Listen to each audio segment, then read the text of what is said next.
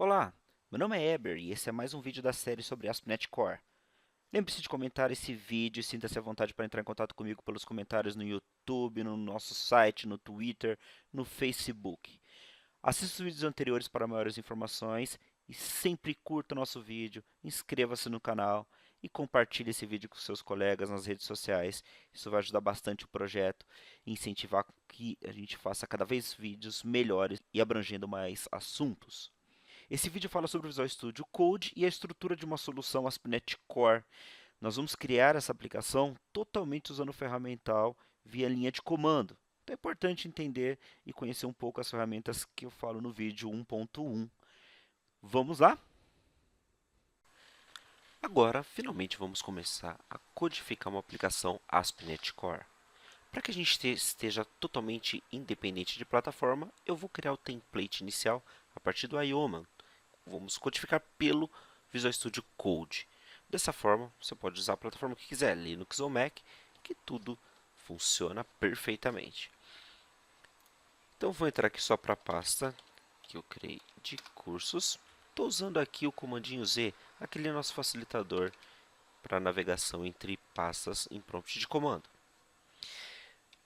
Aqui eu tenho uma pastinha chamada ASP.NET Core e é a partir daqui que nós vamos criar as nossas aplicações. Bom, mais uma vez, só para relembrar, né, se você não instalou o Ioman, npm install-g io.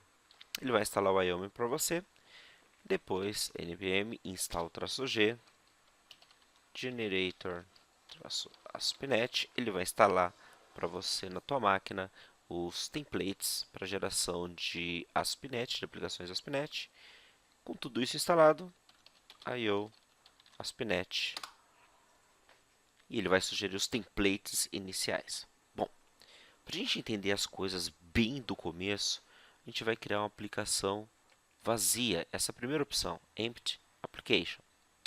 Enter, e ele vai sugerir, pedir o nome da nossa aplicação. Vou chamar ela de First Web App.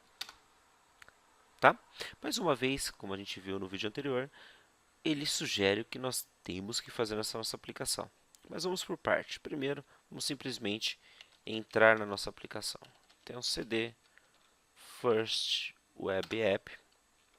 E aqui nós temos alguns arquivos já gerados através do template do Ioma. Percebam que são pouquíssimos arquivos. Vamos abri-los no Code.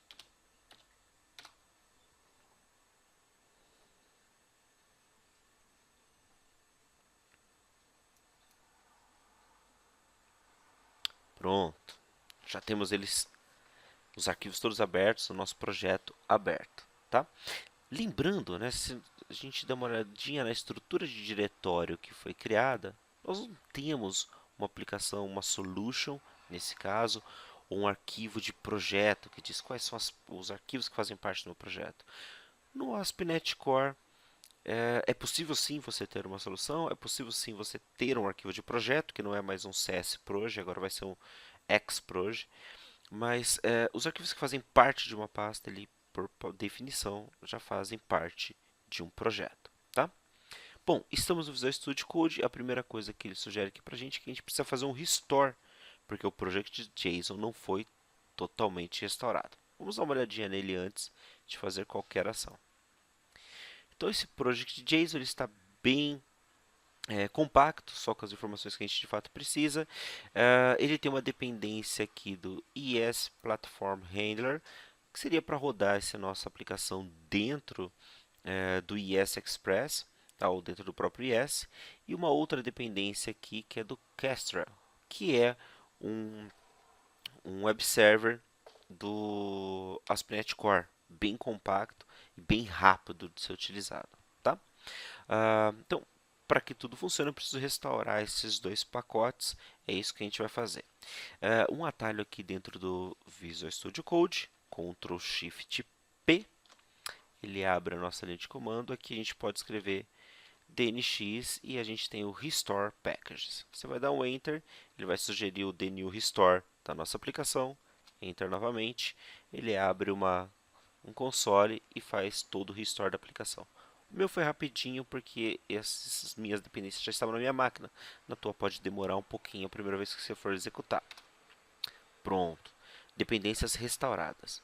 Uma outra coisa importante que a gente vai visualizar aqui no arquivo project.json é os commands.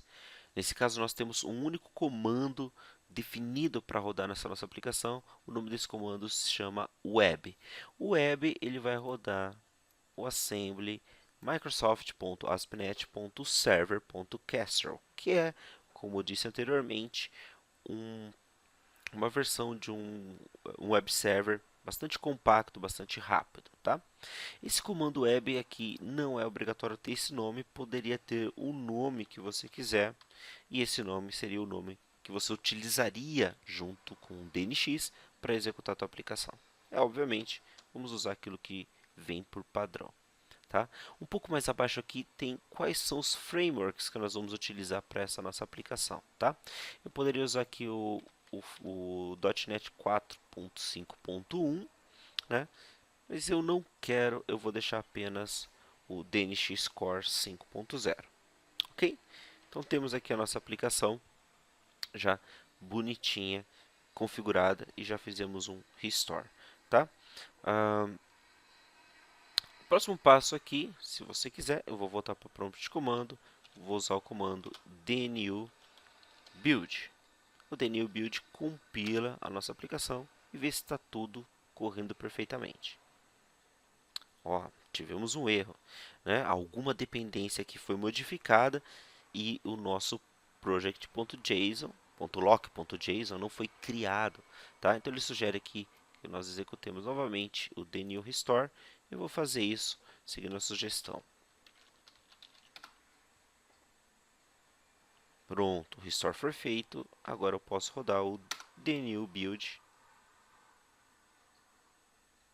E voilá! Build com sucesso. Temos aqui o build executado com sucesso. Como nós rodamos a nossa aplicação? Bom, DNX, .NET Execution. E aí eu tenho que passar um comando para executar a minha aplicação. Bom, para isso, é só a gente olhar na nossa aplicação no project.json. Eu tenho uma lista de comandos. O nosso comando principal, o comando web, é esse que eu vou utilizar. Então, dnx web, enter. Ops, tivemos algum problema aqui. Ele fala que o nosso framework, o target framework que nós estamos utilizando para a nossa aplicação, não é compatível. E por que isso acontece? Por que ele está me informando que a minha aplicação não pode rodar no target, que é o DNX da versão 4.5.1? Bom, se nós voltarmos à nossa aplicação, vocês vão perceber que eu retirei o framework 4.5.1. Temos apenas o DNX Core. Lembrando que existe o .NET Core executando com o Full Framework. O Full Framework é a versão 4.5.1. Então, o .NET Core executando com o Full Framework é usar o DNX, só que eu utilizo as bibliotecas do Full Framework. Eu tirei o Full Framework da minha aplicação, então só vou conseguir usar o .NET Core com o .NET Core. O DNX utilizando o .NET Core como framework de execução. Bom, então alguma coisa está errada na nossa configuração. Uma dica é verificar qual é a versão do .NET que estamos utilizando. Para isso, nós temos o nosso .NET Version Manager. O .NET Version Manager lista quais são os frameworks instalados na minha máquina. Então, na minha máquina eu tenho a versão do Core 1.0, só que o runtime é o CLR e não o Core.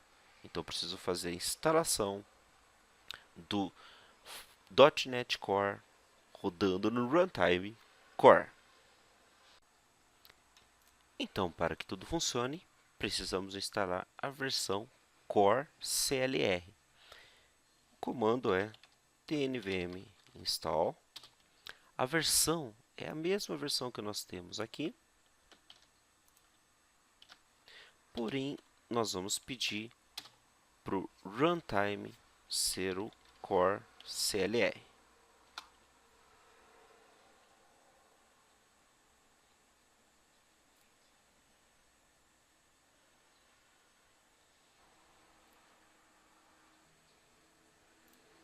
Pronto, versão instalada. Podemos confirmar com dnvm list. Agora temos duas versões e dessa vez a versão ativa é a versão core CLR. Bom, era exatamente o que nós queríamos, né? Então, mais uma vez, podemos agora digitar o dnx web e agora sim nossa aplicação está rodando. Aqui me informa que ela está rodando no localhost 5000. Vamos abrir então o browser.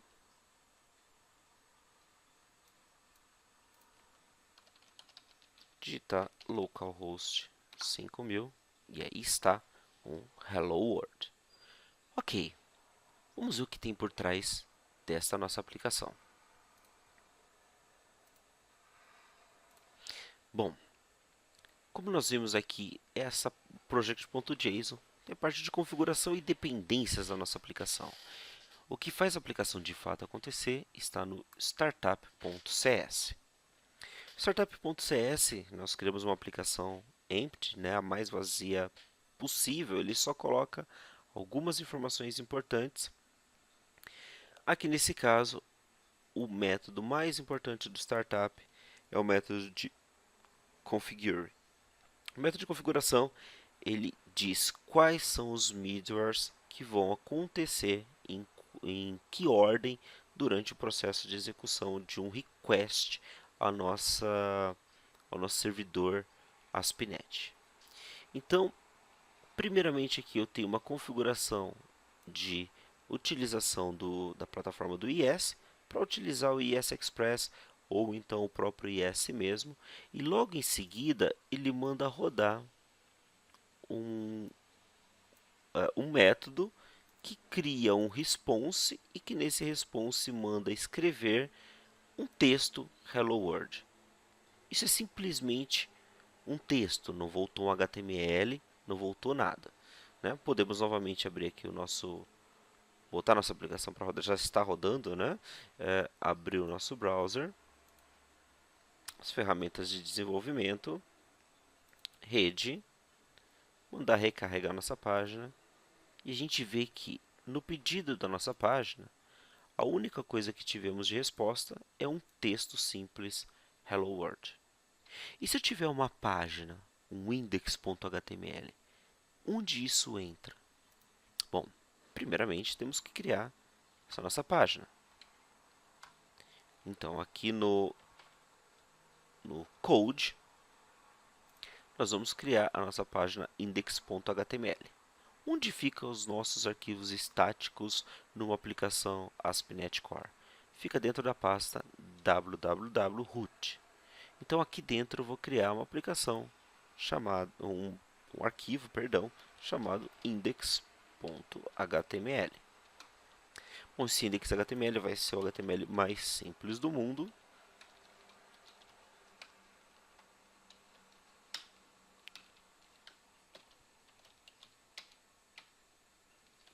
E ele vai ter um header.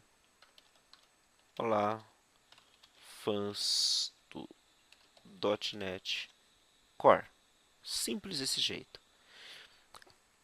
Tudo que está dentro do www.root é a raiz da aplicação.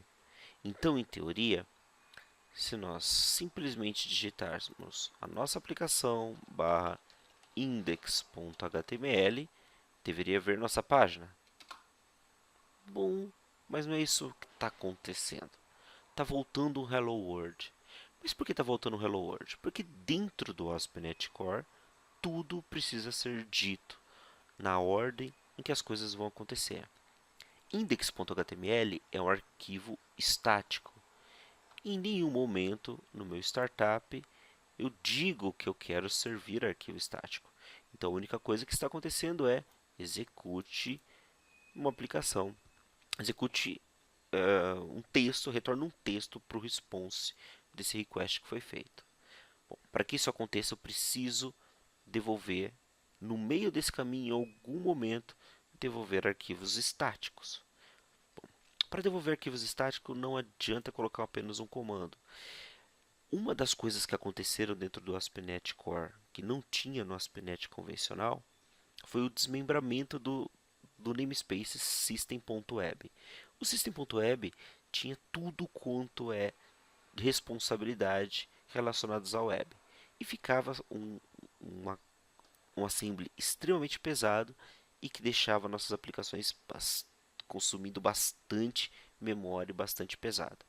Né? No ASP.NET Core, tudo é separado nos seus pequenos detalhes e você usa aquilo que você precisa.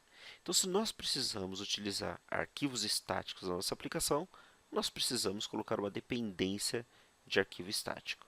Então, nós vamos voltar no project.json para facilitar aqui, ó, Ctrl P, project, ele já traz aqui o project.json. Nós vamos colocar a dependência de arquivos estáticos.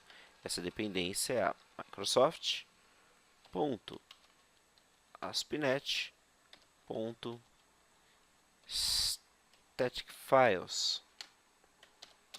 E a versão, vou dar um Ctrl espaço para ele trazer o IntelliSense para mim, a versão Release Candidate 1.0. Então, dessa forma, adicionamos uma dependência no nosso projeto e lá no startup.cs a gente usa essa dependência em algum momento do nosso middleware. Então, primeiro ele vai verificar aquilo que é padrão do IS e depois vai verificar o use static files. Pronto, tá? Temos aqui um erro porque static files não faz parte, não foi restaurado a gente pediu um novo pacote e nós não restauramos o pacote, então ele não consegue encontrar esse método de extensão. Então vamos voltar lá para o nosso prompt, vou parar minha aplicação e digitar o dnew restore. Assim ele faz o download da dependência que estava faltando. Vou voltar aqui para o code. Percebam que agora ele já localizou o use static files. Então agora vou botar a aplicação para rodar novamente e vamos ver o que acontece. DNX Web, a aplicação está rodando na porta 5000. Eu vou mandar novamente buscar o index.html e voilà! Agora temos um arquivo estático sendo retornado. Uma coisa que eu queria deixar claro é que a ordem onde você insere cada um dos middlewares dentro do método de configuração no startup é bastante importante. Se por algum motivo eu troco essa ordem, coloco static files depois do run que me retorna um hello world, a gente vai ter um comportamento não esperado. Então vou parar minha aplicação, colocar ela para rodar novamente. Está lá na porta 5000 de novo. E vou dar um F5 na minha página. E está lá, retornou Hello World de novo. Então o primeiro middleware que entende aquela requisição, ele processa e retorna um response para o request que a gente fez, tá? Então a ordem é muito importante. Daqui a pouco a gente vai utilizar MVC. Então a ordem do MVC também vai ser bastante importante na utilização dos middlewares. Primeiro eu devolvo o arquivo estático. Depois, e a gente vai fazer isso mais para frente, a gente vai dar um use MVC. Para que depois, se ele não localizar o arquivo estático, aí sim ele vai processar o MVC. Tá? Isso é bastante útil porque, obviamente, nós temos muito arquivo estático na aplicação web. JavaScript, CSS, por aí vai. Né? Se ele não encontrar o arquivo estático, aí ele passa pelo processamento do MVC, onde ele vai fazer localizar a rota e ver qual controller e action que ele vai executar. Tá ok? Mas aqui deu para a gente ter uma noção da ordem em que as coisas acontecem e como faz para ocorrer dentro do ASP.NET Core.